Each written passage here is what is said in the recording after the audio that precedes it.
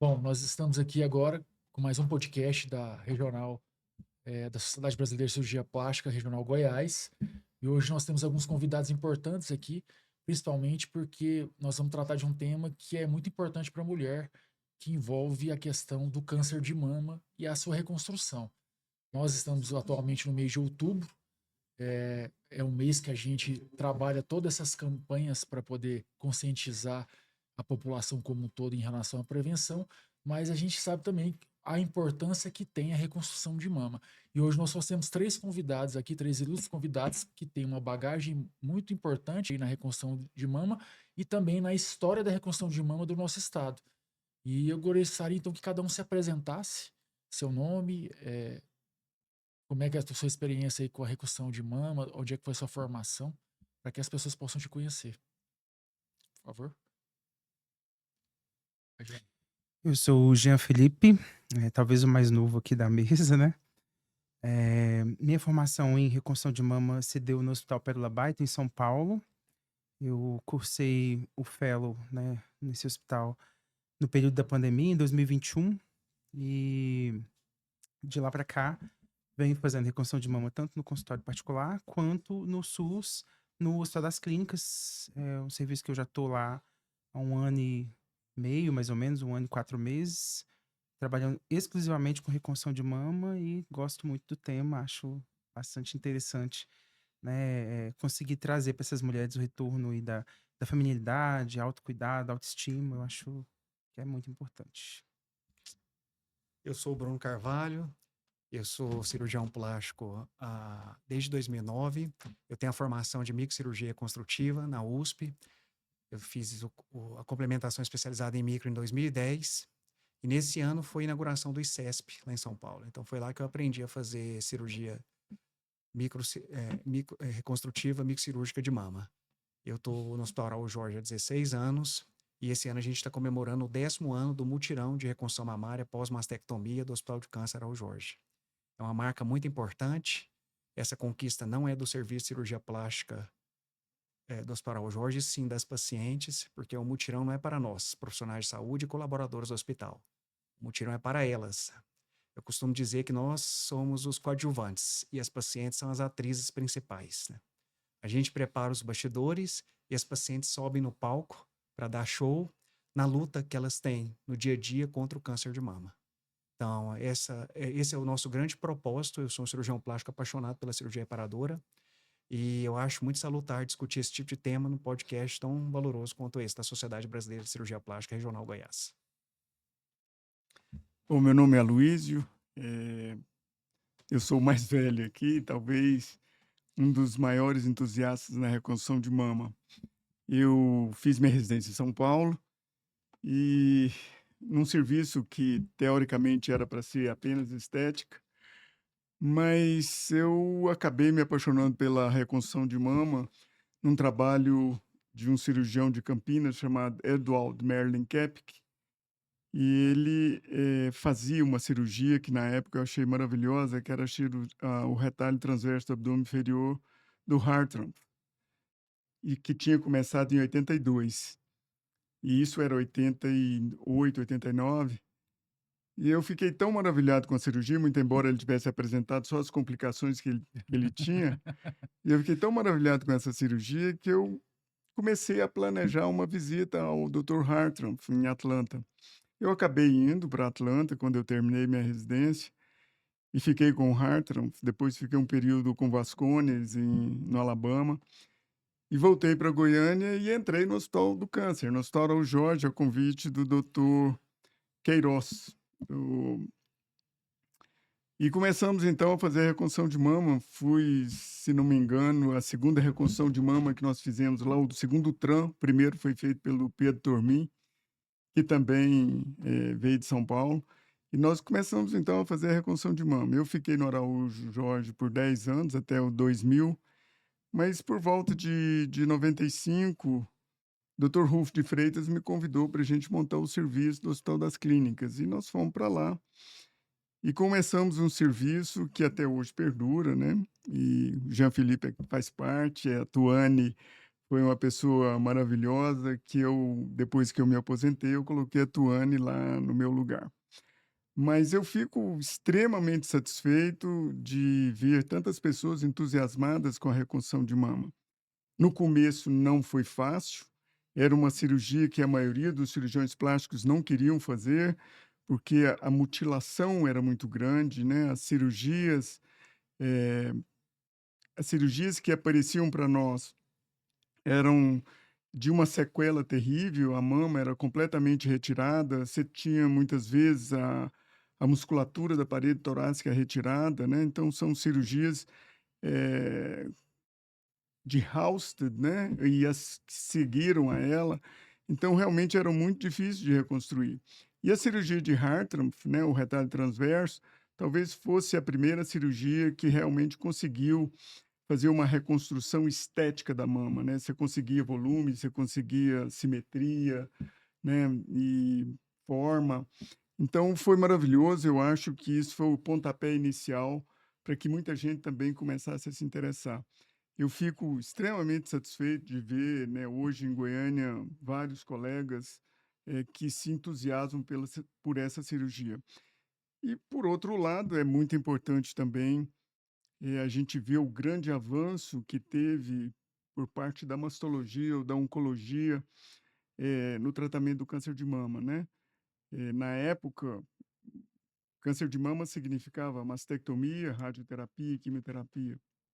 Hoje você tem um número muito grande de terapias envolvidas eh, e que fizeram com que o tratamento cirúrgico melhorasse muito em função da redução do tamanho da retirada, né, do tamanho do tumor, como também do avanço nessas terapias que, com certeza, dão um prognóstico muito melhor para as pacientes, né? Eu fico muito satisfeito, fico muito grato, né, por essa evolução e por ver que a gente consegue hoje falar em cura para uma grande maioria dessas pacientes, né? Eu fico realmente muito satisfeito com isso.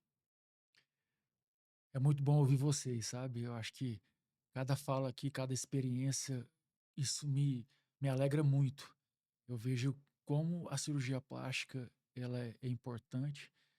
Às vezes as pessoas colocam isso como uma coisa tão supérflua e a gente vê o como a gente impacta a vida das pessoas e como a história da cirurgia é construída. Vocês, cada um aqui tem um período diferente, né? Que iniciou a reconstrução de mama. Eu perguntaria para vocês, dentro desse período inicial, quais foram os maiores desafios que vocês passaram em relação à reconstrução de mama no início da carreira de vocês? Quer começar, Vil? Acho que é melhor eu escutar primeiro. Essa palavra desafio faz parte do cirurgião plástico que lida com cirurgia reparadora. Porque o propósito inicial da paciente para fazer a reconstrução mamária pode ser até estético, mas na verdade a função da cirurgia reparadora sempre é melhorar a qualidade de vida. E o grande desafio é lidar com o aspecto psicológico dessas pacientes. A gente sabe que a reconstrução mamária pode significar o ponto final na luta dessas pacientes contra o câncer de mama. E a paciente que passou pela mastectomia, que é a cirurgia que retira parte ou toda a mama, ela pode até se sentir curada, mas ela só se sente completa quando ela tem a possibilidade de isso ser submetida à segunda parte do tratamento cirúrgico do câncer de mama, que é a reconstrução mamária. Além disso, quando a gente faz a reconstrução mamária nas nossas pacientes, a gente permite que elas parem de pensar que a todo momento tiveram um câncer de mama e que tiveram parte ou toda a mama retirada. Existem também diversos estudos que mostram que as pacientes que são submetidas à mastectomia se sentem mais entristecidas, debilitadas e até mesmo mutiladas, né?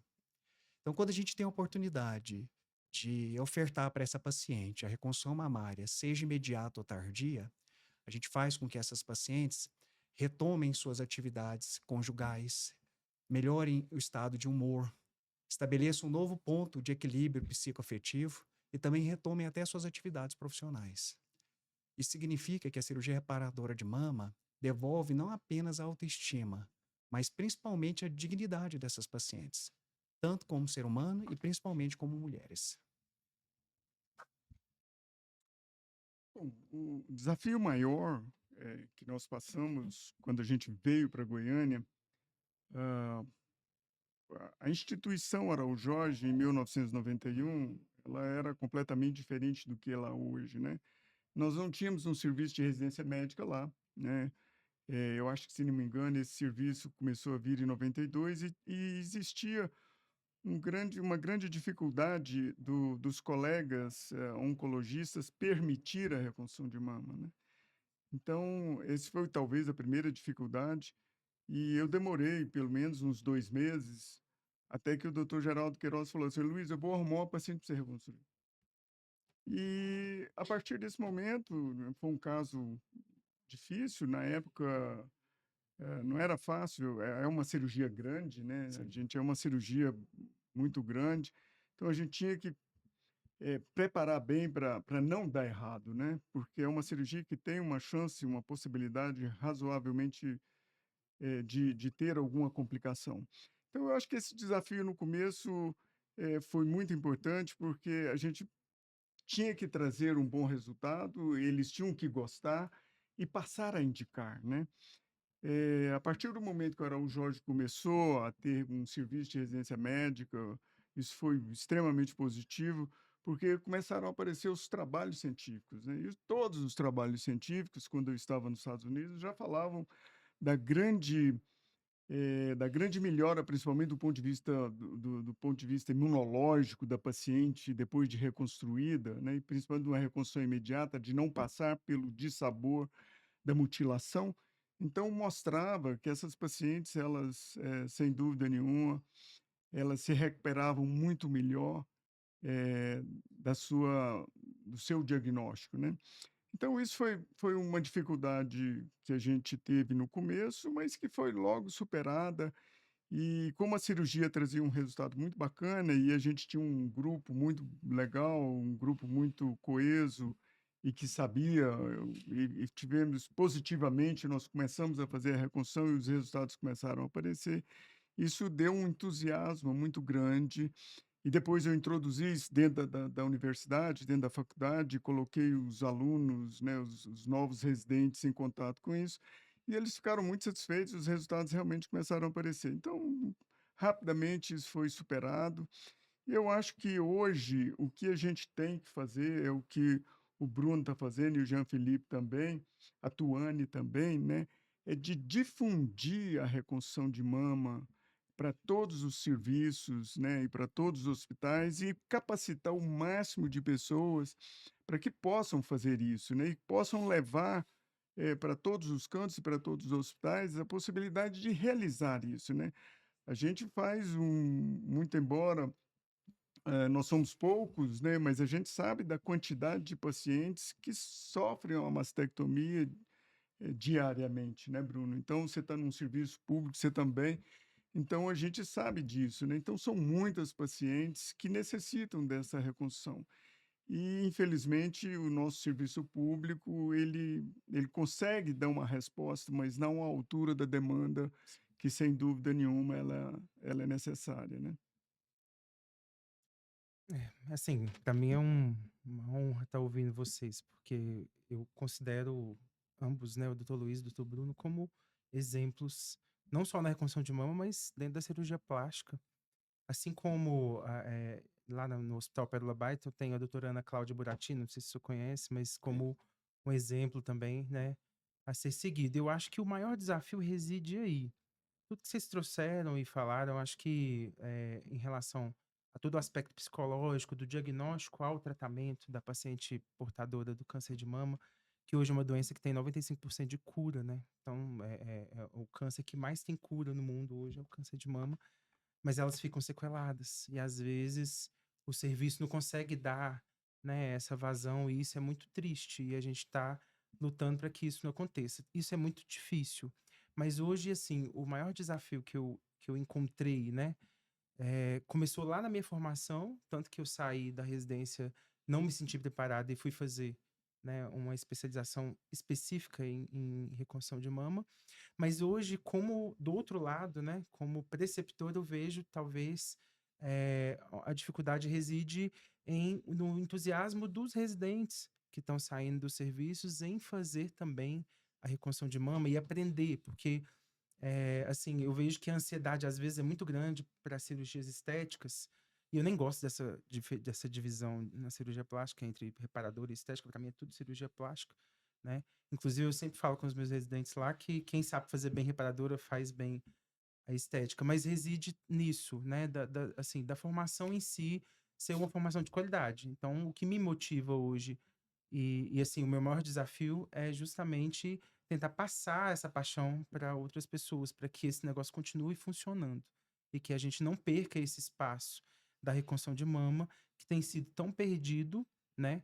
Mas que eu acho que o profissional que faz isso com maestria e excelência é o cirurgião plástico motivado a trabalhar na reconstrução de mama. Complementando essas falas especiais, tanto do Luiz quanto do Jean, como eu estou no front da organização do mutirão, eu estou bem por dentro dos números que vocês citaram, né? Segundo a OMS, Organização Mundial de Saúde, estima-se que 2,3 milhões de mulheres terão câncer de mama em 2025. Se a gente trouxer esses números para o Brasil e levar em consideração os dados do INCA, acredita-se que no Brasil, em 2025, haverá 73 mil casos novos de câncer de mama. Isso significa mais ou menos 66 casos para cada 100 mil mulheres. Então, os números são alarmantes. Daí a importância do que o Jean falou, formação médica continuada, e do que o Luiz falou, médicos interessados em continuar essa jornada da cirurgia reparadora, com o objetivo de beneficiar as pacientes que lutam contra o câncer de mama. A demanda por cirurgia é muito grande. E, infelizmente, os hospitais não conseguem absorver essa demanda. Então, quando a gente consegue fomentar serviços médicos, principalmente de cirurgia reparadora, que dão acesso a essas pacientes, a gente consegue garantir esse acesso de equidade, a gente consegue promover atenção à saúde integral dessa mulher e, principalmente, reduzir as filas do Sistema Único de Saúde. Lembrando que a reconstrução mamária é garantida por lei. Lei 12.802 de 2013. Inclusive foi uma deputada, eu não me lembro o nome dela, mas foi uma deputada mulher que conseguiu aprovar essa lei. Então, toda mulher que foi mastectomizada tem direito à reconstrução mamária desde que possua condições clínicas para tal. E recentemente, em junho desse ano, essa lei foi melhorada e toda mulher que tem qualquer tipo de doença congênita mamária tem direito à reconstrução mamária, como, por exemplo, pacientes que têm síndrome de Poland, ou pectus escavato, ou pectus carinato. Então, a gente tem que pensar em políticas públicas, saber que esse problema não é só um problema único, exclusivamente de hospital que destina ao tratamento pelo Sistema Único de Saúde, mas de política pública, de engajamento de governo e de mudança de mentalidade da população.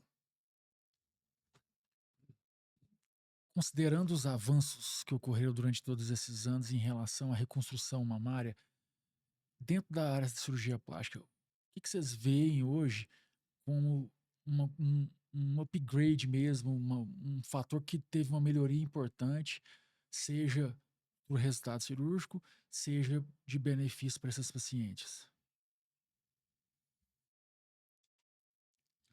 Bom, para mim, o grande avanço o grande avanço na reconstrução de mama se deve não propriamente à reconstrução de mama, né? Mas se deve principalmente ao avanço no tratamento do câncer, né? Uma coisa que aconteceu recentemente, né, com a quimioterapia, com terapias-alvo, como terapias com anticorpos monoclonais, alguma coisa dirigida, eu acho que o que mudou demais da conta é o conhecimento da doença, né? O conhecimento da patologia câncer de mama. Isso fez com que você separasse casos com diferentes prognósticos, né? E se estabelecessem terapias para cada um desses casos, né, e fazendo com que as cirurgias fossem mudando ao longo do tempo. Então, você tem hoje mastectomias, mas você tem hoje quadrantectomias, e isso vem do final do século XX para cá, né, com Veronese fazendo uma quadrantectomia, etc. E depois com as terapias com anticorpo e etc., eh, que mudaram muito isso. Por exemplo, uma coisa que fez uma mudança fantástica para nós é a margem tumoral, por exemplo, né? Antigamente você tinha uma margem tumoral que foi de 5 centímetros, depois passou para 2 centímetros, hoje margem tumoral é margem tumoral. Tem 1 milímetro de margem, pronto. Então, o tamanho da ressecção diminuiu muito, né? Se o tamanho da ressecção diminui muito, você tem uma sobra de tecido que você pode utilizar para fazer a reconstrução. Você tem pele, você tem a preservação do cone mamário, você tem músculo, você tem tecido celular subcutâneo, e isso, né, você imagina, você preservou o cone mamário, os limites do cone mamário, então você pode usar, você vai precisar efetivamente de volume, né? Você vai precisar de volume. Então, isso foi muito importante. E com o advento de uma melhora significativa dos implantes de silicone, como próteses com alta coesividade, impedindo o extravasamento de silicone, então isso propiciou que você fizesse reconstruções que não fossem cirurgias tão grandes como é um TRAN, que permite você fazer cirurgias menores, mesmo que às vezes você tenha que fazer mais de um tempo cirúrgico, e com resultados tão bons quanto os que você tinha com o TRAN ou mesmo com implantes de silicone, né?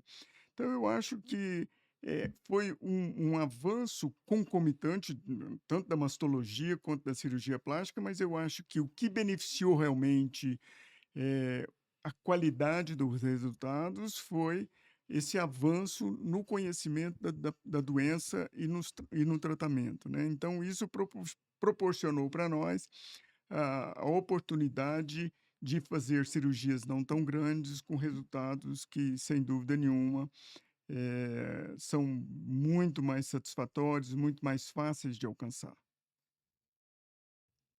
Pode falar.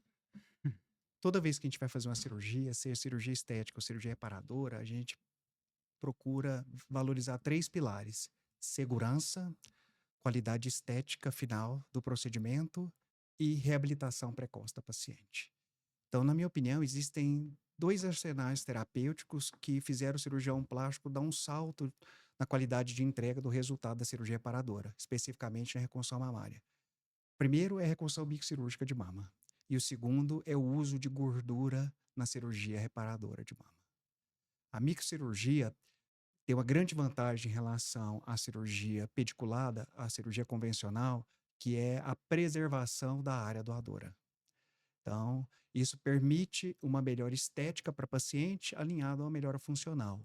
Funcional porque a agressão na área doadora, principalmente no abdômen da paciente, é reduzida. Então, a gente consegue devolver essa paciente rapidamente para suas atividades laborativas, incluindo atividade física. Quando a gente faz um TRAN bipediculado, a paciente fica algum tempo afastada das suas atividades físicas. E a questão estética é porque quando a gente faz um retalho microcirúrgico, a gente tem mais liberdade na moldagem, no encetamento desse retalho na área receptora. Então, a gente consegue uma melhor conformação tridimensional da mama reconstruída. Eu acho que isso dá mais liberdade inventiva para o cirurgião que está fazendo a reconstrução mamária. Em relação ao enxerto de gordura, toda vez que a gente vai fazer uma reconstrução de mama, a gente quer devolver, como o Luiz falou muito bem, forma, volume, simetria e regeneração. Forma, volume, simetria e regeneração. Regeneração de pele, no caso das mamas irradiadas. Então, o enxerto de gordura me permite contribuir para cada uma dessas premissas. Inclusive, o enxerto de gordura faz com que o cirurgião, às vezes, deixe usar o material sintético para usar o material autólogo apenas, né? E quando a gente pega os últimos estudos, tanto estudos prospectivos, randomizados, como as últimas meta-análises, a gente vê que quando a gente compara material halógeno com material autólogo, o autólogo ganha do halógeno. Quando a gente compara retalhos pediculados com retalhos microcirúrgicos, os retalhos microcirúrgicos apresentam mais benefícios. E quando a gente compara retalhos microcirúrgicos com uso de prótese, a gente também vê vantagem dos retalhos microcirúrgicos. Então, esse tipo de análise retrospectiva e estudos multicêntricos, tipo trial, com nível de evidência alta, fazem com que essas duas técnicas, que na minha opinião, se tornem carro-chefe na reconstrução mamária, no arsenal terapêutico do cirurgião plástico quando ele vai fazer uma reconstrução mamária. Sim, bacana. Eu, assim, acho que os avanços para reconstrução mamária, eles vêm de todos os lados, né? Na verdade, começando por políticas públicas, né? Que você citou aí algumas alterações em leis já recentes, né? Que conferem, né, esse direito à reconstrução mamária para a mulher. E com isso, a questão toda da divulgação, né, do próprio mutirão de mama que a gente está aqui com a camisa, né, que faz parte, né, de apresentar esse mutirão para a sociedade, né? Então, assim, toda essa questão voltada para a mídia mesmo, para poder falar sobre isso. É um assunto que às vezes não era tão falado. E hoje a gente vê, né, várias pessoas conversando sobre isso, as mulheres estão conscientes, né, do autocuidado, do autoexame. Então, eu acho isso muito legal. Agora, falando de técnicas cirúrgicas, assim, a gente vê que, como o doutor Luiz já falou, né, assim, as cirurgias vêm de cirurgias mais complexas para cirurgias menos complexas, e cada vez mais, né, vão aparecendo e surgindo, né, formas de trazer para essas mulheres, né, resultados cada vez mais bonitos, com cirurgias menos invasivas. Né? Recentemente, a incorporação, né, nos convênios, por exemplo, de matrizes dérmicas, né, matrizes sintéticas para cobertura de prótese, isso é um super avanço recente, né?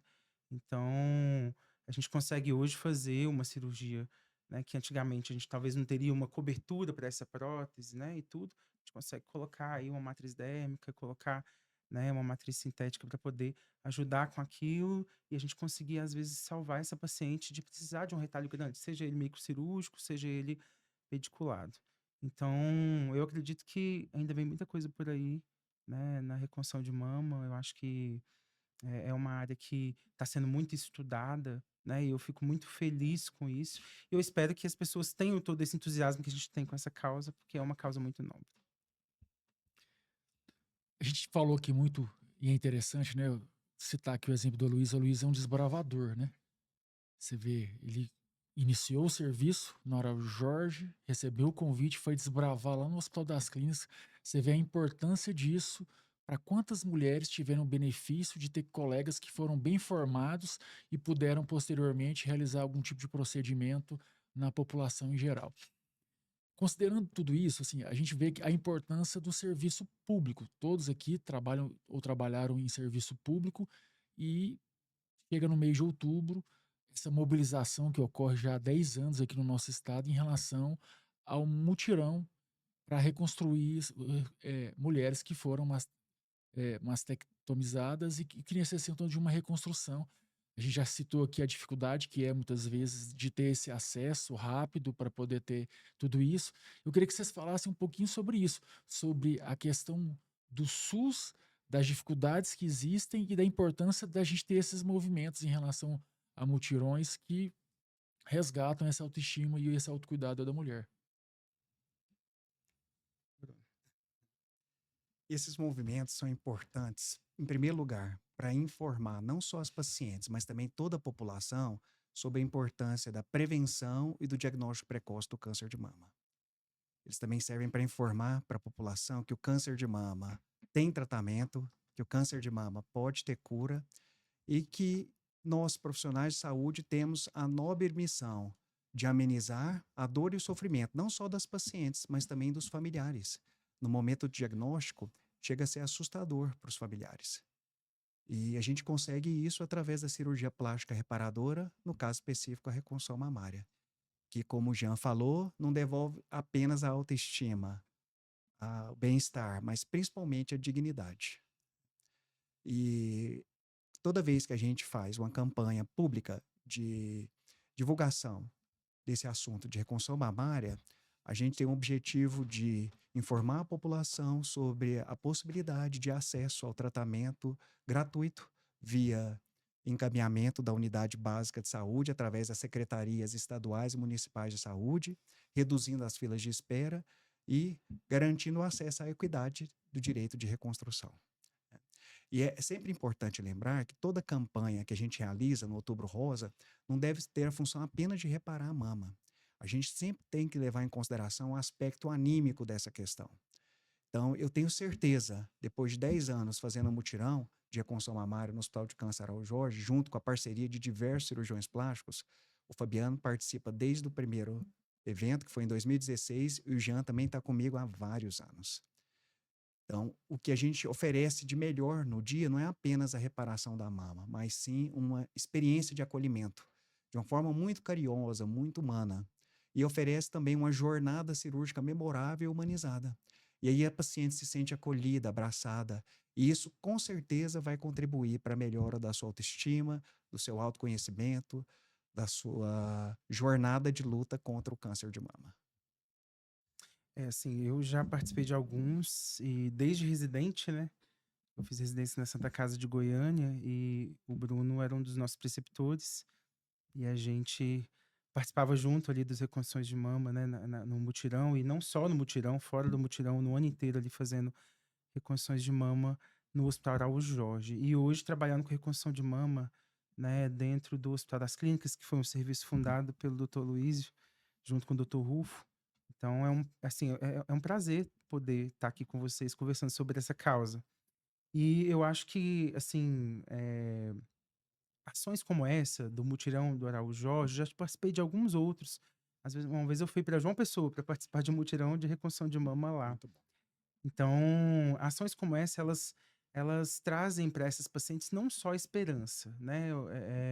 Mas também dignidade, feminilidade, né? E assim, tudo de coisas boas que elas podem esperar, né? De um serviço médico feito de altíssima qualidade, né? Que vai resgatar, né? A vida dessa mulher, né? Recentemente eu tive uma paciente no consultório particular, né? Que veio para mim para operar. A gente fez um retalho grande dorsal, ela tinha ficado sem mama, e ela tocou no assunto de que para ela foi impactante o diagnóstico, né? Foi um balde de água gelada, né? Ela falou comigo nesses termos, mas que para ela foi mais impactante ainda quando ela descobriu que ela ia ficar sem mama.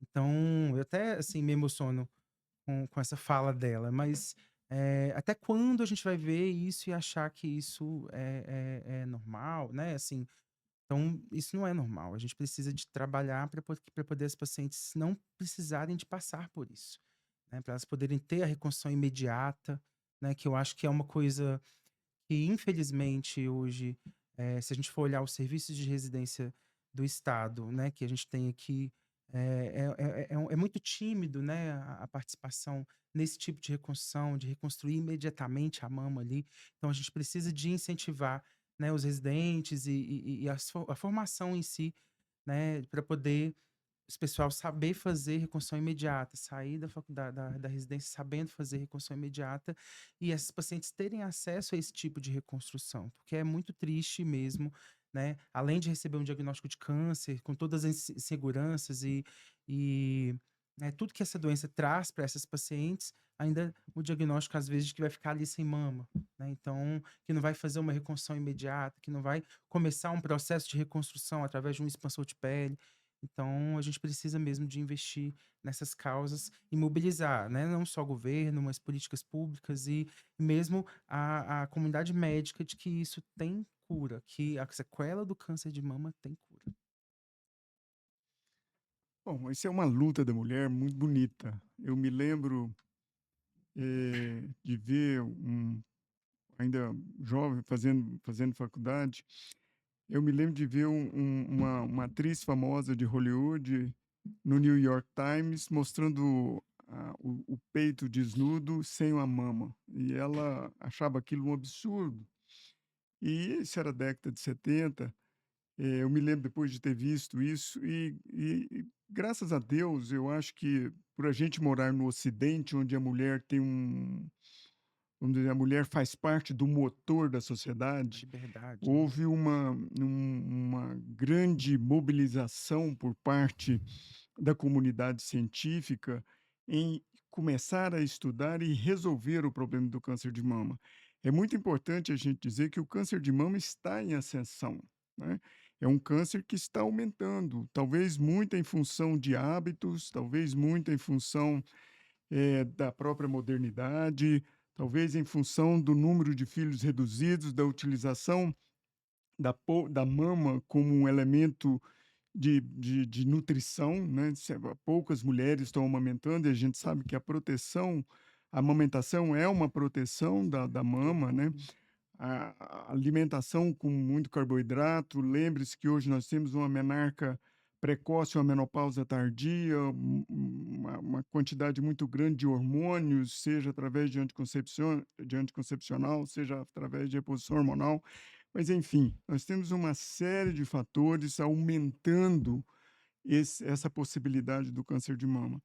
Então, eu fico assim muito satisfeito de ver, né, que a mulher, com toda a força que ela tem, principalmente no mundo ocidental, a gente sabe que em outros países, talvez em outros hemisférios, não são tão fortes, mas que propiciaram, então, essa mobilização grande, e isso tem um respaldo muito grande da sociedade, de todas as sociedades, inclusive sociedades médicas, de estimular cada vez mais esse aprofundamento, não só no diagnóstico precoce, não só no tratamento, né? Mas como também de reabilitar essas pessoas, como o Bruno falou, de reabilitar socialmente essas pessoas para que elas possam ser reintegradas não só à sua família, como também ao meio social e principalmente profissional, né? Então, eu acho que é fundamental essa é uma corrente que tem vários elos em que todos precisam funcionar corretamente para que a gente possa beneficiar a sociedade como um todo. Eu acho isso fantástico e eu acho que nós estamos no caminho certo, eu acho que cada um de nós fazendo o seu papel, cada um de nós sendo o elo dessa corrente, a gente vai conseguir transformar, sem dúvida nenhuma, essa situação, mesmo com uma doença em ascensão. Aproveitando o engajamento de vocês aqui, eu gostaria que vocês contassem uma história de algum caso comovente aí, de algum paciente que comoveram vocês nas suas carreiras. Tem muito, né, Clis? Tem muito. Tem vários, né, Luiz? Vamos lá, Bruno. Em 10 anos de mutirão, eu poderia contar uma história de cada ano que me marcou. Mas tem uma história muito especial, não sei se você se lembra da Dona Maria, já, se é da sua época. Tem algum tempo. Uma paciente que teve câncer de mama, ela foi submetida a quadranté, retirada de parte da mama, teve uma recidiva e foi submetida a mastectomia. E aí ela entrou no planejamento de reconstrução mamária depois da liberação da equipe de mastologia e oncologia. Só que ela era hipertensa, diabética e tinha enfisema pulmonar. Ela era ex-tabagista. Então a gente tentou 2 vezes marcar a cirurgia dela, mas a condição clínica não permitiu. E toda vez que ela ia no retorno, ela ia segurando um terço na mão. Era uma mulher de fé. E numa dessas vezes eu falei, Dona Maria, infelizmente eu não estou conseguindo te ajudar. Ela falou assim, não se preocupe, doutor Bruno, Deus proverá. E minha luta não é só contra o câncer de mama, eu tenho uma luta particular na minha casa. Meu marido é usuário de crack. Então, minha família vai prosperar com fé em Deus. Foi as palavras que ela me disse. E eu acho que na 3ª ou 4ª vez a gente conseguiu fazer a cirurgia. E antes da cirurgia, o marido dela nos procurou, preocupado com ela, preocupado em a cirurgia dar certo.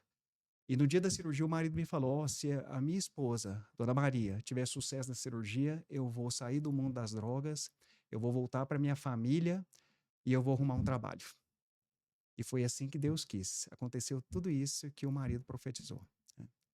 Eu fico até emocionado quando eu lembro dessa história. Então a gente pode resumir essa história entendendo que sem Deus para nos abençoar, sem a família para a gente cuidar e sem o trabalho para nos dignificar, nossa vida não vale nada, né? E às vezes não é só a medicina que cura. A cura vem da fé. Às vezes a cirurgia devolve a mama, mas é a fé que recupera vidas. Acho que essa é a maior lição dessa história. Eu acho que eu lembro do caso da Dona Maria, sim. Bom, assim, são vários casos, né? Na verdade, tanto como residente e agora como integrante ali do serviço do Hospital das Clínicas. Mas um caso que me chamou muita atenção foi recente, uma paciente que eu operei no consultório e ela chegou assim muito desmotivada, né? E aí ela enfrentou um outro lado, né? Que a gente às vezes fala muito da reconstrução de mama dentro do SUS, né? Mas essa, na verdade, ela enfrentou o convênio para fazer a reconstrução de mama, né? Eu não sou credenciado do convênio, mas ela me escolheu para poder tratar ela. E a gente foi junto, né? Então, estamos juntos e graças a Deus ela tá seguindo bem. Mas, assim, ela passou por várias situações difíceis, né? Que ela teve que entrar na justiça para poder conseguir liberação, para que o convênio liberasse ela para poder operar, para um direito dela, né? Que a gente sabe que não tem conversa, né? Mas, então, uma paciente que chegou bem desmotivada, e ela chama Tainara, inclusive, e ela, assim, chegou dentro do meu consultório, assim, perdida, sabe aquela pessoa que tá perdida, assim, fala, meu Deus, o que que eu tô fazendo aqui, né? Ela ia tirar, a gente ia começar fazendo uma reconstrução imediata, o mastologista ia tirar, né, a mama e a gente ia fazer a colocação de expansor e tudo, esse era o planejamento. E aí eu conversei com ela e falei assim, olha, deixa eu te falar uma coisa, você tem que pensar que você nasceu para pisar nos melhores lugares, tá? Então, assim, eu quero que você saia daqui com um objetivo na vida já pautado, porque ela estava totalmente desmotivada de viver, né? Ela estava ali atrás do tratamento e tudo, com todo o problema, né, do convênio, da justiça, enfim, Ministério Público no meio da situação. Eu falei, eu quero que você saia daqui com um objetivo, assim, palpável mesmo, uma coisa que você vai falar assim, olha, quando eu terminar o meu tratamento, eu vou fazer isso. Ela falou assim, ela falou, virou pra mim e falou, olha, eu sempre tive vontade de tirar carteira. Ela falou comigo. Eu falei, por que não? Né? Bora tirar carteira, né? Vamos embora resolver, dirigir, ter seu carro, sua independência, né? Enfim, aí passou o tempo, ela fez a cirurgia, expandimos, fez radioterapia, sofreu pra caramba, um câncer muito agressivo, mas é, por enquanto tá tudo bem, graças a Deus, e ela vai ficar bem, né? E depois que terminou ali o tratamento da radioterapia, ela começou, né, assim, já acompanhando, ela começou a fazer e tirou a carteira. Ela chegou no consultório toda feliz com a carteira na mão, falou: tirei a carteira, doutor, estou muito feliz. E tudo. Falei: pois é, agora a gente tem o segundo objetivo. Né? Aí ela, meu próximo objetivo agora é comprar um carro. Eu quero andar de carro, cansei de andar de ônibus, quero andar de carro e tudo. E aí a gente seguindo, né? Fizemos recentemente agora a troca do expansor dela por prótese. Infelizmente, ela teve uma complicação, uma necrose pequena, precisou de voltar para o centro cirúrgico, diminuímos a prótese, enfim, consegui salvar. E aí, agora recente, ela chegou com a notícia de que estava comprando o carro. Então, assim, parece uma história banal, né? Assim, do dia a dia, de alguém que tem, né, vontades, mas ela tinha sido desmotivada lá atrás por causa do diagnóstico, por ficar sem mama, por causa de todo o processo difícil que ela passou no convênio. Então, assim, o que eu quero dizer é, eu acho que não dá para poder perder a esperança, né? Assim, não é um diagnóstico de câncer de mama, não é uma dificuldade que essa mulher enfrentou aí com o convênio, com ter que entrar na justiça. Depois, né, coitada, a gente ainda teve que voltar no centro cirúrgico para poder tratar uma necrose e graças a Deus resolveu. Mas eu disse para ela, falei, Tainara, você lembra que eu te falei lá atrás? Você tem que pisar nos melhores lugares? Tá aí, você vai pisar sempre nos melhores lugares. Sempre coloca um objetivo na sua vida, não deixa de sonhar. E aí ela continua sonhando e graças a Deus está tudo bem. Então essa história me impacta, né? Hoje mesmo ela foi no meu consultório e levou um presentinho e uma cartinha. O que mais me impactou foi a cartinha, sabe? Com as palavras assim, que desde o início, né, de quando ela começou, foi eu que iluminei o caminho dela. Falei, nossa, e assim, foi uma coisa que eu fiz assim, sabe? Quando você faz a coisa sem propósito de tomar, como é que eu falo, assim, de ser reconhecido nesse ponto. Na verdade, eu queria tirar ela daquele fosso, né? Então, o nosso papel não é só chegar ali e operar, é ser esperança para essas pessoas. Eu acho que isso é muito importante. Bom, eu me lembro de um caso, esse caso até é do Araújo Jorge ainda. Eu acho que foi uma das primeiras cirurgias de tranque e ficaram magníficas, né? Ficaram muito bonitas. Foi um caso operado pelo Dr. Carlos Inácio. E ele mandou uma paciente para mim, a paciente foi e chegou no meu consultório. E eu comecei a conversar com ela e perguntando por que ela queria fazer a reconstrução. Aí ela contou uma coisa que eu achei muito prosaico na época. Ela falou: doutor, é o seguinte, eu perdi meu marido e eu frequento o bailão gaúcho. O bailão gaúcho era ali no setor Coimbra, por ali assim, e ela frequentava esse bailão gaúcho. E, e ela já tinha arrumado uns 2 ou 3 parceiros depois do marido, e quando ela contava para eles que ela não tinha uma mama, eles abandonavam ela. E ela falou: agora eu arrumei um namorado. E eu não quero que ele, eu não deixei ele ver, mas eu queria que o senhor reconstruísse, porque eu não quero que ele me abandone. Então eu achei aquilo muito bacana, fiz aí o namorado dela antes da cirurgia foi lá no consultório, no senhor, já bem idoso, ela tinha uns 60 anos, jovem, né. Mas e o esposo já mais velho um pouquinho, devia ter uns 70. Ele falou: "Doutor, eu não me importo, mas ela quer fazer". Tá bom, fizemos a cirurgia e o resultado ficou magnífico, ficou muito bonito, ela ficou muito satisfeita, muito satisfeita.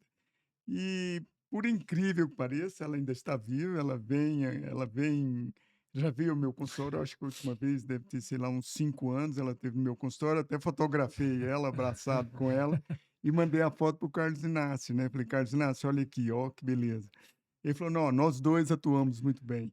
Então, eu acho assim, é muito bacana, e ela nunca esqueceu, ela me achou no consultório, né, porque eu operei ela no Arão Jorge e ela me achou no consultório, né, e foi lá no meu consultório, né. Grata, né? Grata. Então, eu achei muito bacana o motivo pelo qual, né, você vê a importância que era para ela desse relacionamento, e foi muito bacana. Eu achei isso a atitude dela de voltar ao meu consultório depois de tanto tempo, realmente foi muito bacana. Eu gostei muito, foi uma coisa que é muito marcante esse tipo de atitude dos nossos pacientes. A gente, talvez não consiga mensurar a importância disso, né, e o tanto que provavelmente a gente é importante para eles, né.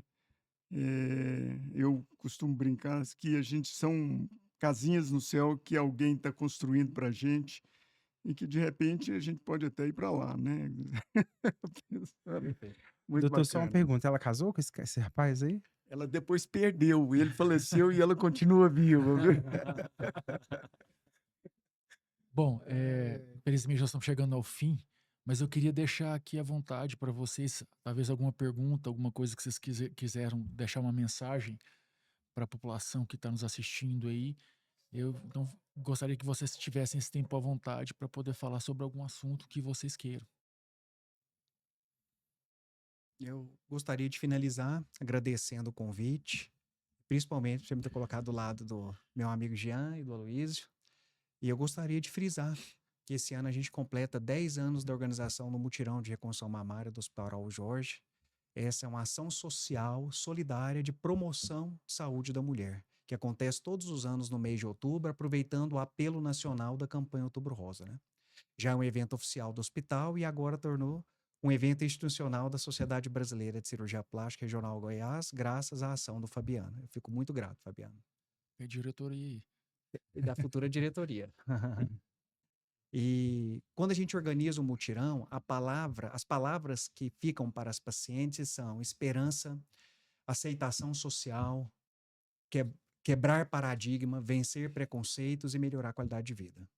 E para nós que estamos do outro lado, como profissionais de saúde, colaboradores do hospital, as palavras que ficam são solidariedade, gratidão a Deus e continuidade. Porque essa força-tarefa para a gente continuar nessa corrente de bem e de solidariedade nunca pode parar. Independente da presença ou não do Aloysio, que já trabalhou lá no Hospital do Câncer, da presença do Dr. Bruno, que hoje está lá, e outros que me sucederão, eu acho que esse tipo de evento deve ser uma constante para todo profissional de saúde que tem o propósito de ajudar e impactar a vida de outras pessoas. Bacana. Assim, eu agradeço demais o convite, me senti muito lisonjeado, principalmente por estar sentando perto de 2 gigantes, né, não só no tamanho, mas no conhecimento e na dignidade, né, que eu acho que isso é o mais importante. Eh, eu sei que muita gente, assim, talvez não seja uma coisa que, não sei se é da época do Dr. Aloísio, né, mas hoje em dia a internet é uma coisa que veicula muita informação, né. E eu me coloco, assim, à disposição de todas as pessoas que estiverem assistindo e quiserem conversar sobre reconstrução de mama, me procurar no Instagram, que é fácil de achar e a gente consegue conversar e tirar dúvidas, porque na verdade eu acho que o problema todo é ficar na dúvida. Tem muita mulher que fica na dúvida do que ela tem direito, de como que funciona, como que é tal cirurgia, como que é aquilo. Então, a gente consegue sim, através hoje, né, do acesso que a internet dá, conseguir trazer informação de qualidade. Então, eu acho que isso é um recado que eu deixo e é muito interessante, né, vocês sempre não não se não ficarem covardes e pequenos mediante ao grande que surge, né. Porque na verdade, aquilo ali pode ser às vezes uma coisa que Deus colocou na sua vida para poder, né, você enfrentar, e a gente quer com certeza, eu sei que o Bruno também abre esse espaço, o doutor Luiz e o Fabiano, né, de tirar as dúvidas e conversar com essas mulheres, né, trazer informação de qualidade, eu acho que isso é interessante. Bom, o que eu gostaria de deixar é o seguinte: eu acho que eh, tropeços, pedras vão sempre aparecer no caminho de todos os seres humanos, né? Nos homens, nas mulheres. Esse é um enfrentamento difícil, complicado, é uma doença que o diagnóstico assusta, a mutilação apavora. Mas o que a gente está aqui para dizer para elas é que nós estamos aqui para ajudá-las, né? Nós estamos aqui para tentar fazer com que você possa superar isso. E está cada vez mais fácil realizar isso. O que nós precisamos hoje, talvez, é um pouco mais de pressão das mulheres, né? Não se omitir em pressionar as instituições públicas a ajudá-las, né?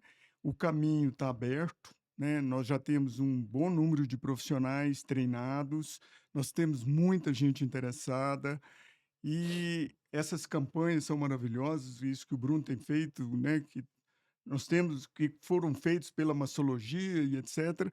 Então já tem muita gente pronta para dar vazão a toda essa quantidade de pacientes que precisam ser reconstruídas. Então eu queria deixar um recado para as mulheres não se omitir, né? Que vão para frente, que exijam, porque é necessário que exista uma exigência por parte da mulher frente ao serviço público para que dê vazão a essa demanda. E eu tenho certeza que isso nós vamos conseguir realizar, porque nós já temos muita gente preparada e pronta para fazer isso, né? O que eu poderia deixar para ela seria isso, né? Um estímulo, uma mensagem de estímulo para que procurem os serviços públicos para que possam fazer essa reparação, né? O serviço público tem a obrigação, como disse o Bruno, de fazer isso, né? Era isso.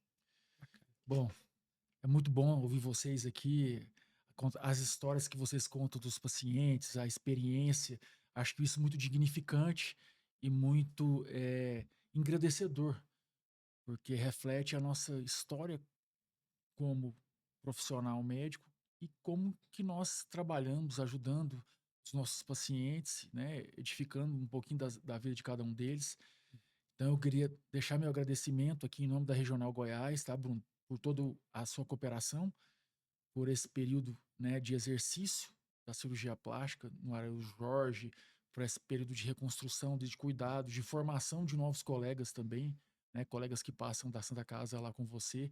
O meu muito obrigado e sucesso na campanha, sucesso nas que virão e conte conosco, com a sociedade, para tudo isso que você precisar e no que for vir.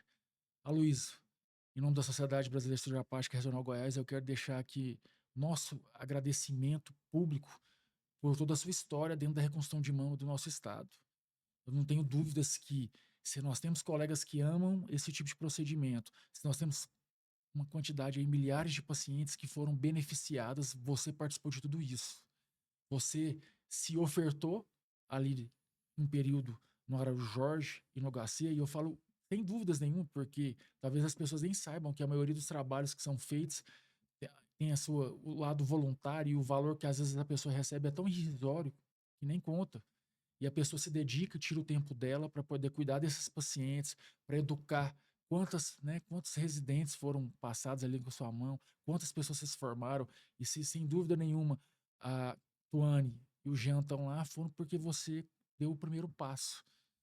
E às vezes o primeiro passo é o mais difícil de tudo isso. Então, muito obrigado por tudo que você proporcionou e obrigado por ter aceito o nosso convite de estar aqui nos falando, contando um pouquinho da sua história, contando um pouquinho dos casos aí de cada paciente. Isso é uma gratidão enorme para a gente. Jean, agradeço a sua presença também. Eu espero que você tenha muitas histórias para contar sobre tudo isso que você vai viver.